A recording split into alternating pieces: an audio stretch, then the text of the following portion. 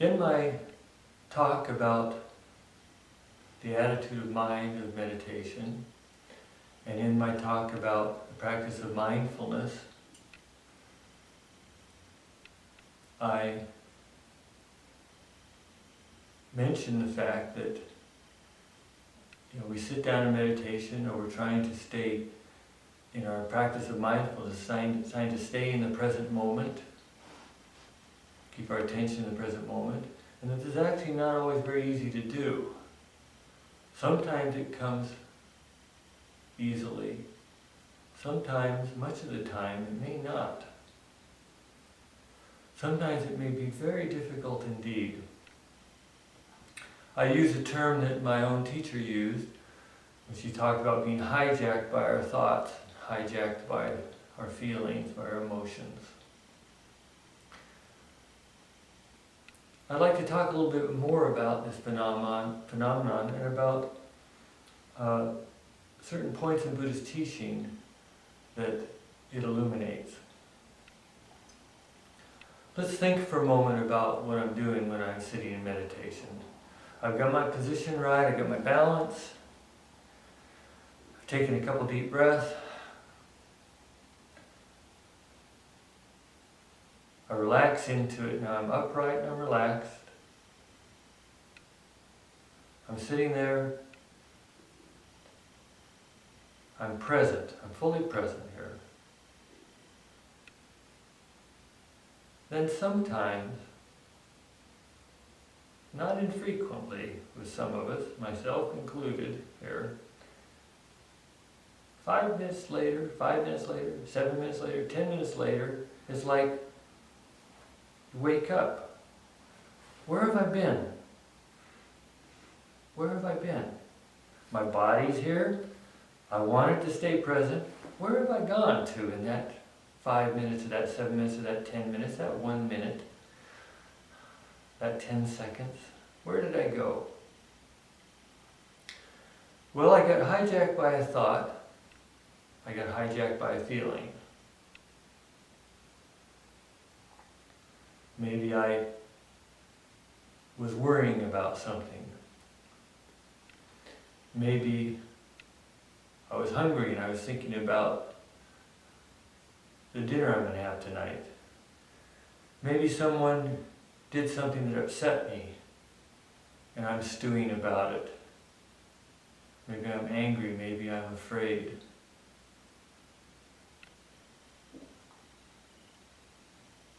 Somehow I got caught up in those thoughts or in those feelings,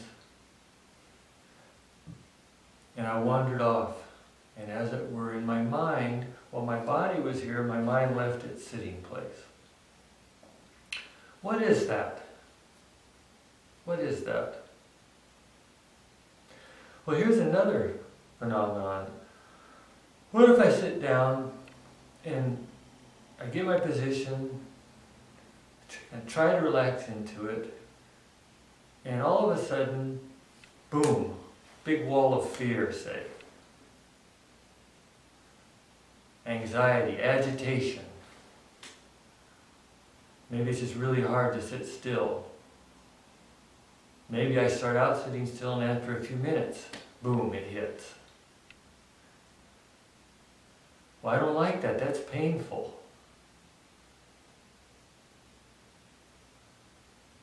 Now, I may put a good deal of effort into blocking it in some way, trying to suppress that feeling, painful feeling. Maybe I'll run off in my mind, chasing some more pleasant feeling in order to try to deal with the painful feeling that's arising. What is that?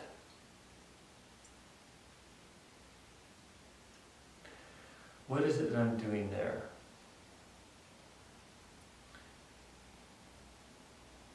At the simplest level, we can say that some thoughts and feelings are painful, some thoughts and feelings are pleasurable to us, for whatever reason. Let's leave the reasons out of it.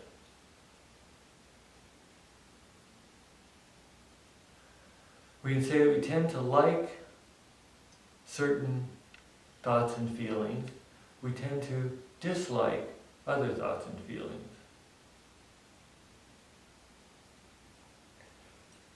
Now, if we think for a moment about what we need just as an organism in order to survive in this world, we need like and dislike. If it's cold outside, suppose it's very cold outside, I don't like to go out in the night in the cold without adequate protection. Why is that? Because if I go out without adequate protection, I could have my body at risk. I could put my body at risk. My survival under extreme circumstances might be at stake.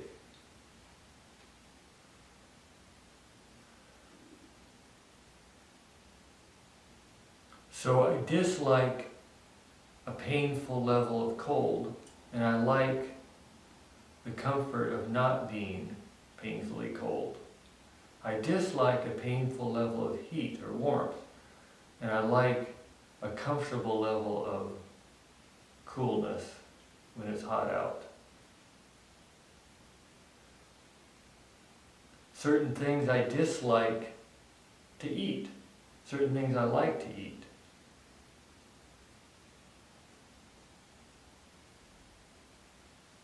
Some things naturally occurring in nature taste very bitter, and they're also poisonous. They send a message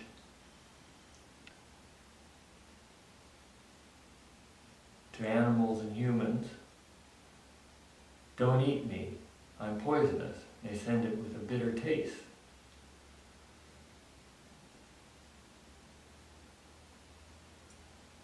If I ignore that like and dislike that's just natural to me as a living organism, I might put my survival at risk. So obviously like and dislike have a survival value. And you can have too much of a good thing. Like and dislike in certain areas can obviously be very detrimental to our well-being, detrimental even to our survival. I can develop, as many people do, a very strong like for certain substances that dull my pain or that give pleasure, and I can become addicted to those substances, and I can destroy myself and hurt people who I love by my obsession with having these substances. That's like also, but it's liking something that's not good for me. Similarly, I can dislike something that's good for me.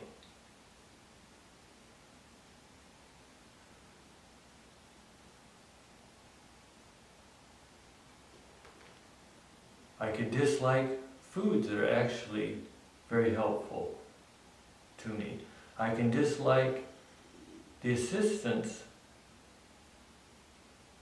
of someone that is helpful to me, but that comes in a form that is difficult for me to accept.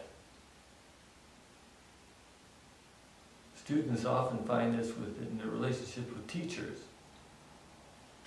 They want the teacher's help, but they don't necessarily like the way in which the help comes sometimes.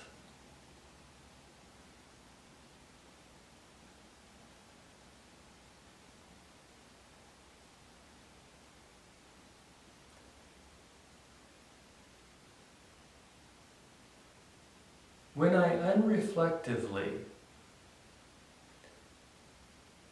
run with like, we call that in Buddhism greed. When I unreflectively get swept up in dislike, we call that in Buddhism hatred. When I try in my mind, because I'm having so much difficulty with the present circumstances, whatever they are, the acceptance of the present circumstances, of my present circumstances, whatever they are, if I try to, in my mind, create, as it were, an alternate reality, we call that in Buddhism delusion. And we call these three spiritual states of greed, hate, and delusion in Buddhism the three fires, or the three poisons. When we sit quietly in meditation and keep bringing our mind back when it wanders, back to just being here, when we sit with an open mind and heart, we open up from our hara, as I've talked about in previous talk.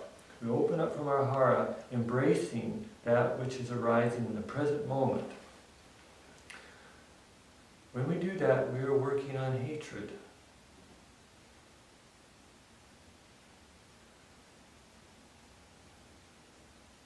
When we sit upright with a bright mind, and this uprightness of the spine helps that natural brightness of the mind, and we continue coming back, drawing back out of the alternate realities, whatever they may be, that we create in our mind. It might just be a mental fog. It might be a fantasy or a daydream.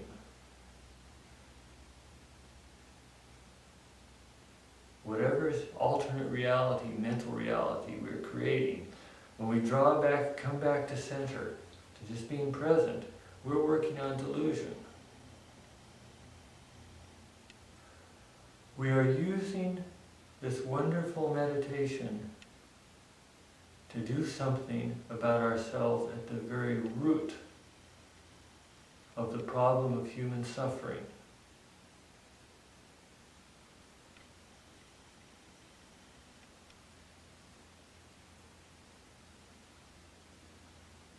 We do not have to be possessed by, we do not have to be obsessed with, we do not have to allow our lives to be hijacked by the three fires, the three poisons of greed, hate, and delusion. Furthermore, as we will see in a talk that is to come, these three fires of greed, hate, and delusion are not just spiritual obstacles to be overcome. All three of them represent the potential for a fundamentally important aspect of enlightenment when we train with it. Each of them can be transformed or converted into something wonderful.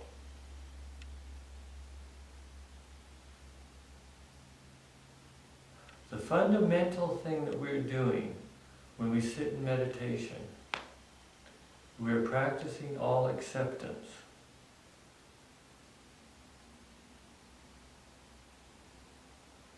And I will talk more about that in the next of these talks. Thank you.